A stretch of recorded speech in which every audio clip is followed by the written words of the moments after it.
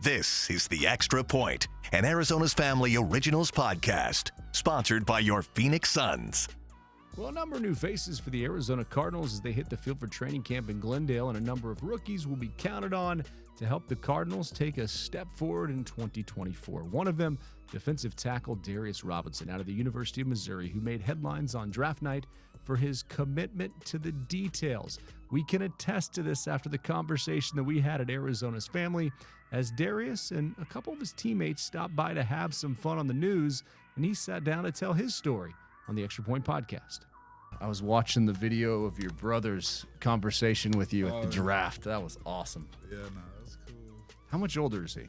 Much older. He's like 23 years older than me, so he's kind of like a father/brother. So it's kind of cool having both of those roles in your life, you know. That's great. Did he play ball too? Nah, I'm the only athlete in my family. It's crazy. Nobody's tall. Nobody's big. Really? Yeah. So it's kind of like, wow, I'm here. Yeah. When would you realize you were big enough to play in the NFL? Probably my freshman year at Mizzou, because everyone always said how big I was, even though I didn't have no muscles or anything. They just said it was just my frame. And I just had to put a lot of work in with my strength coach, because when I first got to college, I was like 240, no muscles at all. So I had to put in a lot of work. Yeah, you talk about the details. That was one of the sound bites we ran on the Extra Point here, and just how you're detail-oriented. And I loved it. I showed it to my kids because I was like, see, you can have all the talent in the world, but it's the details. Where did that come from? I'd probably just say from my freshman year, we had a lot of good seniors, and they kind of really laid the foundation for what does it take to be good versus what does it take to be great. And I wanted to be great, so I just was always taking notes, always learning, just finding ways to get better. At the end of the day, that's all it's about. Who are the guys you study at your position? Who are the guys you really lock in on? And even just going back into like all time. Well, my two favorite players right now is Max Crosby out in Vegas. And I'm actually going to a pass rush summit that he's hosting in like 2 weeks. So I'm really excited to learn from him like firsthand. And then I say my second favorite is Chris Jones. I feel like we're very similar skill set, and he plays the inside and outside very well. Does a great job using his hands. So those are my two favorite players right now. And you kind of chronicled in your post-draft interviews about the preparation, but how many hours a day are you putting in, and what's the work week look like for you getting ready to play a football game? Yeah, I would probably say honestly 24, because I'm obsessed. Like I can't stop thinking about football. It's really bad. Honestly, that's one thing I really need to challenge myself to have more balance, because it's like, man, I'll be in church, thinking about my faith, and then football just pop in my head, and I'll be like, wow, like this is an obsession. But I'm just really obsessed with the game and just trying to find ways to get better, but just watch a lot of tape. Right now, just watching so much of their old games and then tying in the calls and see what it looks like, and just so I can have that visual interpretation of what it looks like. So then when I get on the field, I'm just confident because I already got so many reps. So now it's just go play ball. And it was fun talking to Tip too about his faith and kind of balancing that with smashing people. So how do you do that? Love, serve, smash. Yeah, balance. Just once when you cross that white line, whatever the practice tempo is, I'm doing that to the best of my ability, and then I'm going inside, learning, watching tape. But then also when I'm out there, just say I'm thankful. Like each day I'm here, I'm a day in the NFL, and I don't know how many days I'll have, because this is not promised like college, where college would be there 4 or 5 years. Here, it's just one day at a time, and that's my mindset. So just being really thankful, but also really let it rip. Like we're here to play ball, so just really excited. There's so much. It's just so fast for kids to get to the pros, and there's so much pressure, and especially now in college football with NIL and the transfer portal. And you stayed at Mizzou for 5 years, is that right? 5 years. How many degrees do you have? 2 degrees. And what, a master's too? Yeah, so I got my undergrad 2022 summer, and then I get my master's this summer, 2023. Wow. I got 2 classes left. So are you doing that between now and training camp? Yeah, it's funny. The first week I got here, I had it was like my final project for the May semester, and it was like our longest day of the rookie minicamp, and I was like, man, it's going to be worth it. The next day I'm going to be super happy that I'm done with it, but just really excited to finish these 2 courses, and then I think I'll be good on school for a little while. Was it like a paper, or was it like a presentation? Man, it was a project. So, man, it was a long project. But I remember we got out of practice at 5. I stayed to the facility till like like 9 or 10 because, you know, the time difference. You got turned in before 11:59. So I was there to the last second making sure I got it done. That's awesome. Take me back to just being a kid. I read somewhere, were you a good baseball player, basketball player? Yeah, so I played all the sports growing up. Yeah. Why was that important?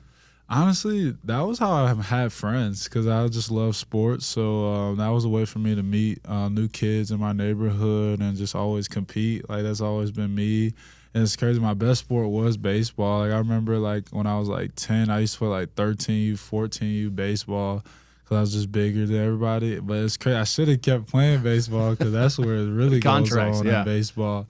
But, I just always been a kid that was very super active. Yeah, why was it? How did it help you playing sports, being the different sports, getting here now, and just being able to focus in on football? How did those skills kind of translate in the different sports? Yeah, honestly, well, first it teaches you to compete because at the end of the day you want to win in whatever you're doing. And then second, just the footwork, your hands, just being in shape, and actually learn how to communicate with teammates. So then when you just focus solely on football, you have all the backgrounds of the other sports that allow you to be successful in football. No, for sure, and for you, I know philanthropy is a big part of what you do and what you'd like to do. So from that piece, how do you kind of focus completely on football and being the best football player you can, but also, serving? I know that's part of your heart here. Just creating boundaries and creating time for this, time for that, even though I'm always thinking about football. But honestly, the nonprofit work I did at Mizzou, I had a great team, a great board, and we were able to plan it ahead. And I'm really excited because I got a few more life changes here in Arizona, but then I'll start focusing on my nonprofit because for me it's really important to give back to the community. So as soon as I got probably another few weeks, and then I'm getting back to my nonprofit because my goal is to do 3 events each year, whether it's in Phoenix, whether it's in Columbia, or Southfield, Michigan, my hometown. So just any chance I get to give back, I'm definitely going to take advantage of that. And is it true you used some NIL money for that at Mizzou? Yeah, I used all my NIL money for that. Wow. Yeah, I bought 100 book bags for the kids at my church, and then at Christmas job I raised $3,000 for 3 families. So now, I'm in the NFL. I'm super blessed. So the money I'll do for that and the money I'll raise is going all towards whatever event it is. And like I said, just give back my time. It's not even about the money. It's my time and actually being present and be somebody the kids can look at and realize like anything is possible if you just work super hard. Yeah, is that sort of the philosophy though? If you'll get it back tenfold if you give it away. I mean, that? I would imagine as a college kid giving away all that NIL money. What was that decision like? Yeah, that was like it was just I didn't give away all my money. I just gave it just for the donations and stuff. But it was just like something that didn't really cross my mind because I realized how blessed I was to be here. So this is nothing compared to what could be there for me, but it really is just about the kids and inspiring other people to want to do great things in the community because we're all humans, so why don't we all try and find ways to help each other be successful, Arizona Cardinals, you have it on your hat, you have it on your shirt. What would it mean to get this team into contender mode and to be fighting for a Super Bowl? Man, it would be everything. I'm just focused on doing my part, man, be the best Darius Robinson possible, then be the best teammate possible, and I want to win. That's the only thing that matters to me is winning. And at Mizzou, that's why last year was the best year of my life, not because of my personal success, our team, and seeing how everybody was balling. So that's going to be my same mindset at Arizona, just be a great teammate and earn a role on our team and do to the best of my ability. What are you doing from now until training camp to get ready? Yeah, I'll be back at Mizzou training with my college teammates and my college strength coach because I don't want to abandon what got me here. And I just know that works. I love my strength coach at Mizzou, Ryan Russell, Coach Milky, that whole crew. So I just can't wait to get back to school. We'll have some shots of you most likely on the field warming up before a game with the headphones on. I'm seeing with the headphones on right now. So take me inside that moment. What are you listening to?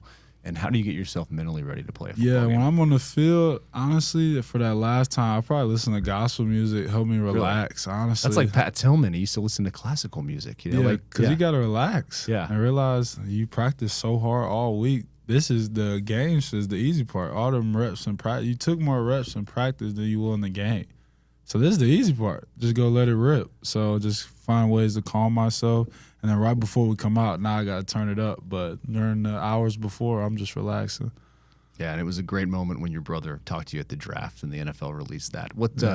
You think he'll be here for the first game? What will it be like for the family? Definitely, everybody gonna be here as much as possible. Just want to everybody experience this together. But it's so different, we play so many more games now in some nice cities, so it'd be cool for my family to experience that as well.